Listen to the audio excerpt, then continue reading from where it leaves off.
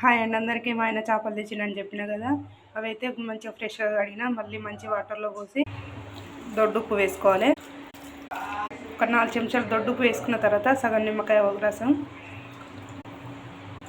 నిమ్మక్క కూడా ఇందులో వేసి ఒక 10 నిమిషాలు అయితే నానబెట్టుకోవాలి. 10 నిమిషాల లోపు కూర కావాల్సినవి ప్రిపేర్ చేసుకోవాలి. అవేంటంటే ఆనియన్ ఫ్రై చేసుకోవాలి మంచిగా బ్రౌన్ కలరు. ఆ తర్వాత చెంచాడు జీలకర్ర, చెంచాడు మెంతులు వేసి వేపుకోవాలి. ఒకటి ఆనియన్ పెద్దది ఇలా కట్ చేసి పెట్టుకోవాలి. స్ప్రింగ్ ఆనియన్ ఉన్నాయి ఇంట్లో, అందుకే వేసినవి కొన్ని. ఒక 2 టమాటాలు, 4-5 పచ్చిమిర్చి కట్ చేసి పెట్టుకోవాలి. జీలకర్ర మెంతులు పొడి చేసుకోవాలి. ఇలా పొడి చేసుకున్న తర్వాత ఆనియన్ మిశ్రమం వేసుకోవాలి. ఈ మెత్తగా నూరుకోవాలి. ఆ తర్వాత చింతపండు నానబెట్టుకోవాలి. ఆ తర్వాత నీళ్ళలో నుండి చేప ముక్కలనే తీసి పోవాలి. చూడండి చేప ముక్కల నుండి మురికి ఎట్లా వచ్చిందో.